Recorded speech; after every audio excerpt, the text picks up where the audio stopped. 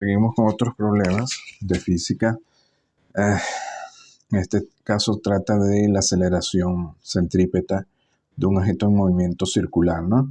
¿Cuál es la aceleración de un objeto debido a la rotación de la Tierra? En el ecuador A, en el ecuador B, a una latitud de 60 y C, en cuánto debería aumentar la rapidez de la rotación de la Tierra para que un cuerpo en el ecuador requiera de una aceleración igual a G para ser mantenido sobre su superficie. Bueno, la parte A, el diámetro de cualquier objeto aquí en el ecuador, está girando a un radio de giro, que sería de aquí a aquí, que sería el radio de la Tierra. El diámetro de la Tierra es 12.756, radio 6.378, y la aceleración centrípeta en el ecuador sería v cuadrado entre r, donde r es el radio ecuatorial y v sería la velocidad lineal a la cual está girando el objeto. Y sabemos que eso lo podemos calcular por la distancia que recorre. En un día, por ejemplo, sería la circunferencia de la Tierra, porque daría una vuelta, sería 2pi por r, entre el tiempo que sería un día, que es 24 horas por 60 minutos por 60 segundos. Y de aquí nos queda entonces la aceleración centrípeta igual a 3,4 por 10 a la menos 2.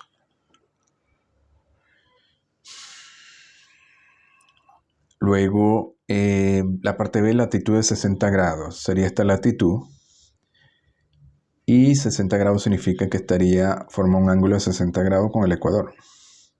Ahora necesitamos este radio de giro a 60 grados. Y de aquí vemos que es directamente el radio ecuatorial, que es este radio, por el coseno de 60. Es decir, a 60 grados sería un medio del radio ecuatorial. Y la aceleración centrípeta nueva, fíjense que de esta fórmula 2, la aceleración centrípeta es proporcional a R. Así que la aceleración centrípeta nueva entre la del ecuador sería igual a R' entre R, que sería un medio. Y por tanto la aceleración centrípeta nueva sería 1,7 por 10 a la menos 2. Luego la parte C nos dice en cuánto tiempo debería aumentar la rapidez de rotación de la Tierra para que un cuerpo en el ecuador requiera de una aceleración igual a G. Bueno, la aceleración que se necesita para mantenerse en el ecuador es 3,4 por 10 a la menos 2.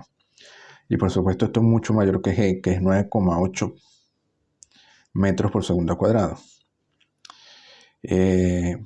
Ahora, para mantenerse sobre la superficie de la Tierra, sin salir despedido de la Tierra, la aceleración centrípeta máxima sería igual a G.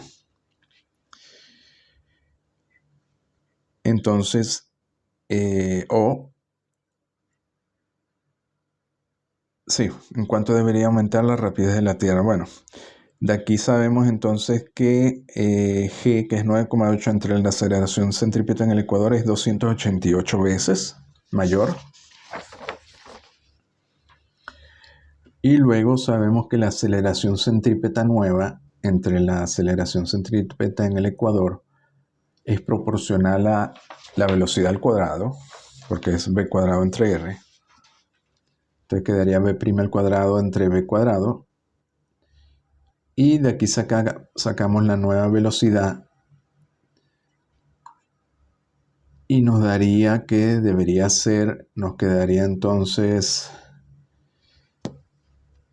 sería esto r', nos quedaría al final r entre r', que es raíz de 288b, es decir, la velocidad debería ser 17 veces la velocidad de rotación actual. A esa velocidad, si llega a ser mayor, uno no se podría mantener sobre la Tierra porque sería despedido, ¿no? A ver, aquí tenemos otro problema de movimiento circular. Nos dice movimiento circular uniforme. Nos dice una partícula P se mueve contrario a las manecillas del reloj sobre un círculo de 3 metros de diámetro con una rapidez constante y completa una revolución en 20 segundos. La partícula pasa por O en t igual a 0 partiendo del origen o determinar la magnitud y posición de los vectores de posición después de 5, 7,5 y 10 segundos. Bueno, lo primero que hacemos es, sabemos que esto está girando, hace una revolución completa en 20 segundos. Y la distancia que recorre sería la circunferencia 2pi por r y sacamos la velocidad v, que es constante a 0,9425. Luego el ángulo θ. Hay dos formas de medir el ángulo θ, en este caso con respecto a O. Del punto P inicialmente está aquí, el ángulo sería 0, luego sube a pi medio y luego se devuelve otro pi medio a pi, estaría de nuevo en O. Entonces, como da una vuelta en pi radianes, el ángulo θ se puede medir por pi por t entre 20, porque tarda 20 segundos en dar una vuelta completa. Fíjense que no podemos usar 2pi, sino hay que usar pi. Porque después de pi, aquí estaría en pi medio y en pi volvería al origen y daría una vuelta completa. Luego nos dicen entonces en t igual a 5 segundos, calculamos θ, nos da 45 grados, es decir, estaría aquí. ¿Y cómo vamos a calcular P? Lo primero que tenemos que ver es que para calcular P tenemos que usar en este caso θ1, ¿no? Tenemos que usar θ1. Bueno, partiendo del origen, P lo podemos calcular con la distancia x al cuadrado, que en este punto Px coincide con este vector P, que va de 0 a P, y también coincide con el vector que va de aquí del centro del círculo a P, del vector P1. Entonces sería x cuadrado más y cuadrado, pero y sería esta altura, ¿no? Esta altura entonces es 3 más esta altura, y esta altura en el círculo se mide por P1 seno de θ1. Entonces así podemos hallar P. Luego vemos que el módulo de P1 es el radio del círculo, que es 3. Sustituimos acá. Y luego vamos a calcular θ1 porque nos aparece acá. Bueno, θ1, fíjense que en t igual a 0 comienza acá. Es decir, si medimos θ1 con respecto a este eje, en 0, en t igual a 0, estaría menos pi medio. Y con respecto a θ1 sería menos pi medio. Y luego avanza. Y θ1 para dar una vuelta tiene que recorrer 2 pi radianes. Por lo tanto, entonces θ1 tiene que ser menos pi medio por t entre 20 por 2 pi.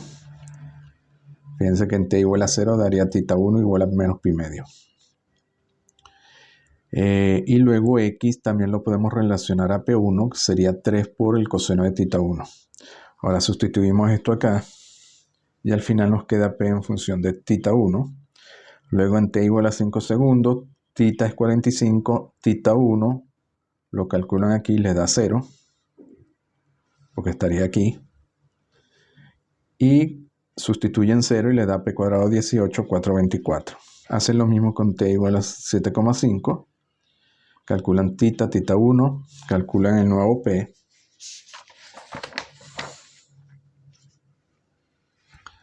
Igual en t igual a 10. Luego la parte B nos dice la magnitud y dirección del desplazamiento que ocurre en el intervalo comprendido entre 5 y 10 segundos.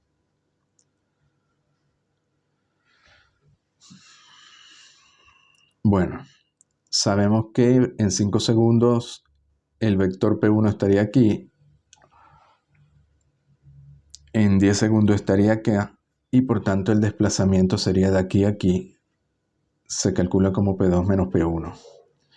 Y esa distancia se puede medir como P2 cuadrado menos P1 cuadrado.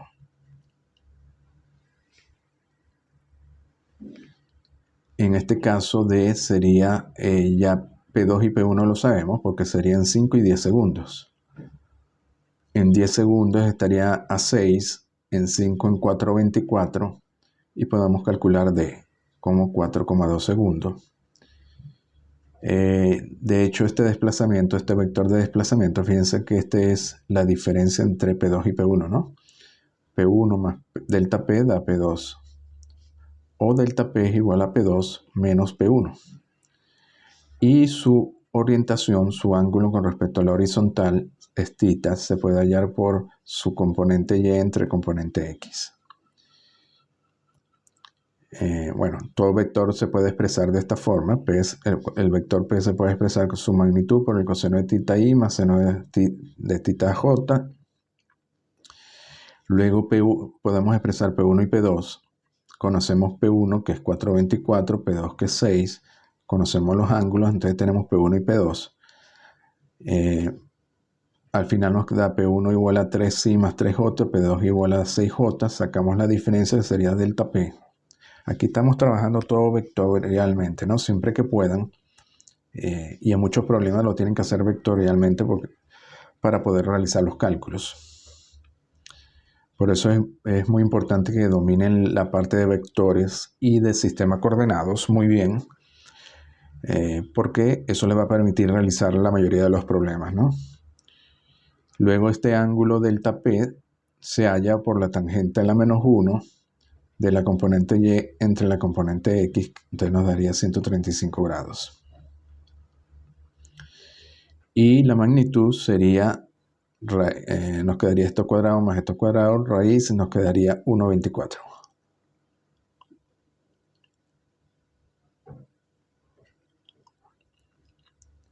Bueno, luego sobre el vector, la parte C nos dice el vector de velocidad media en ese intervalo.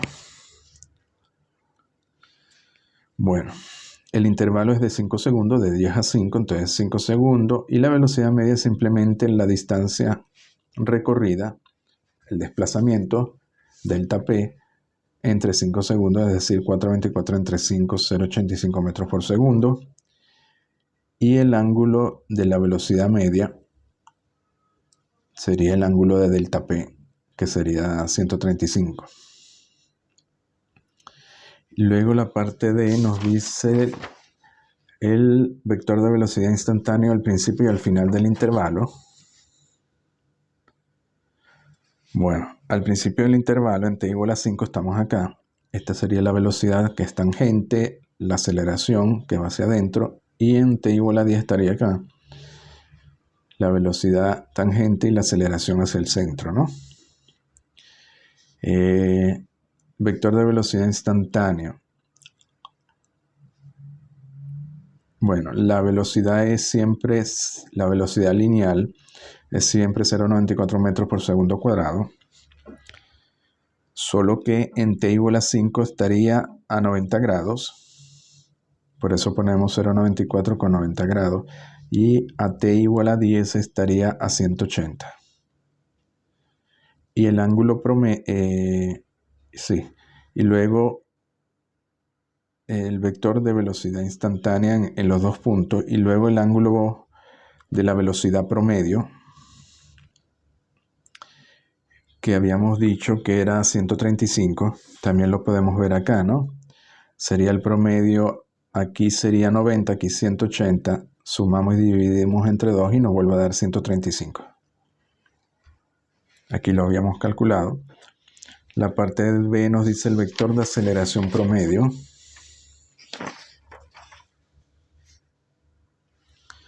Bueno, la aceleración promedio se refiere a la aceleración centrípeta, que es v cuadrado entre r.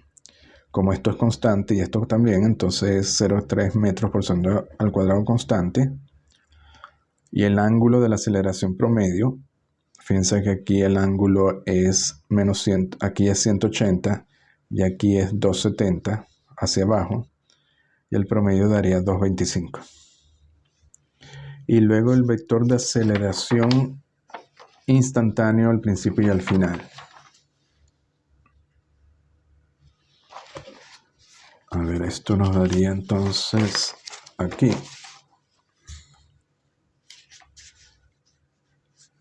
En t igual a 5, la aceleración instantánea es constante a 0,3, solo que en t igual a 5 está en 180 grados y en t igual a 3 está hacia abajo a 270 grados. Y es constante porque es v cuadrado entre r, v es constante y r es constante. A ver, vamos con otro problema. de movimiento circular uniforme. En este caso nos dice expresar los vectores unitarios u de r y u de θ en términos de los vectores de los sistemas coordenados IJ y del ángulo θ. Escribir una expresión usando u de r y u de θ para el vector de posición r de una partícula que describe un movimiento circular uniforme, y con ello obtener que B se puede escribir siempre como el módulo B por el vector unitario en la dirección θ. A ver, el sistema coordenado rectangular tenemos I, J y K, ¿no? I para el X, J para el Y. Aquí tendríamos una dirección, U de R sería en la dirección radial del movimiento circular y U de θ sería perpendicular a U de R en la dirección tangente, que sería el vector unitario U de θ. Porque θ cuando avanza va girando, entonces se mantiene, su dirección es siempre tangente a la circunferencia. Ahora vamos a expresarlo, ¿no? Ponemos UR, ponemos Uθ. Bueno, vemos que este ángulo es θ, luego esto es perpendicular a esto es perpendicular a esto, por lo tanto este ángulo es igual a esto, entonces esto es θ. Y U de R se puede expresar directamente, aquí lo vemos, coseno por I más seno por J, lo estamos proyectando sobre IJ. U de θ hacemos lo mismo, sería coseno por J, y seno por menos I, porque va en dirección menos I. Entonces aquí tenemos UR y Uθ expresado, convertido al sistema IJ, o proyectado sobre IJ.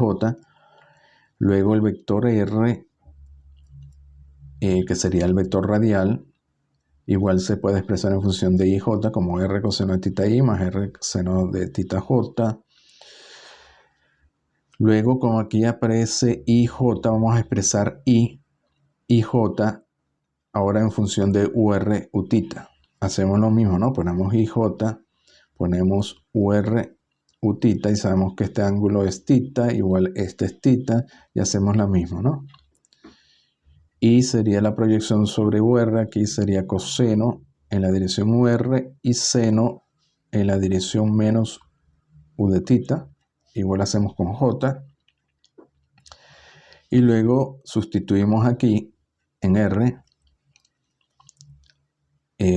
hacemos aquí el álgebra y al final nos queda efectivamente que R se puede expresar como su módulo en la dirección U sub R, que era lo que uno esperaría. Quiere decir que estas conversiones están bien hechas. Luego, para la velocidad podemos derivar 7. Si derivamos de R de θ, velocidad igual a de R de t, perdón, sería R por la derivada de UR de t más UR por la derivada de R de t. Ahora el radio es constante, por tanto esto es 0, y nos quedaría simplemente R de UR de t. Y como hallamos de UR de t, lo hallamos de 1. Vamos a derivar UR con respecto a t. Derivamos esto con respecto a t, sabiendo que I y J son siempre fijos. I y J nunca cambian, porque es el sistema de coordenadas rectangular. Y por tanto nos quedaría entonces derivar con respecto a t, sería derivar coseno de θ, es decir, menos seno de θ por d θ de t en la dirección I, más la derivada de seno, que es coseno de θ de t en la dirección J. I y J no se deriven porque dan 0. Bueno, aquí agrupamos, nos quedaría esto, y aquí verificamos que esto, que está en paréntesis, es U de θ,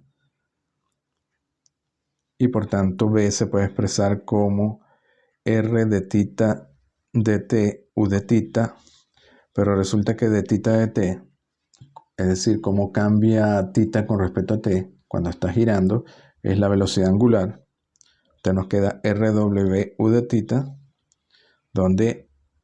y sabemos que RW es la velocidad lineal, es decir, que es constante, y por tanto B lo podríamos expresar como su módulo B en la dirección θ, que era lo que nos estaban pidiendo.